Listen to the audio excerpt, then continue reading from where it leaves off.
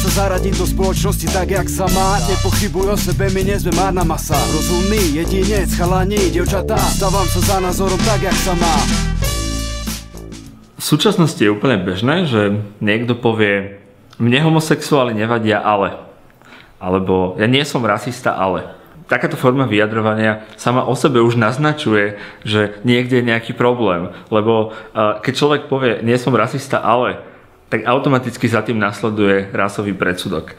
Tie extrémistické skupiny, tí ľudia na tých póloch spoločnosti, tie názory vyjadrujú. A ten, kto chýba, ten, kto sa nevyjadruje, je práve tá stredná vrstva. Tá stredná vrstva, ktorú jednoducho ako by sme nemali. Že my tu počúvame len tých ľuďoch, ktorí vždy ako na akomkoľvek polarizovanom spektre stoja na tých krajoch. Ja som Stano Daniel a toto je môj názor.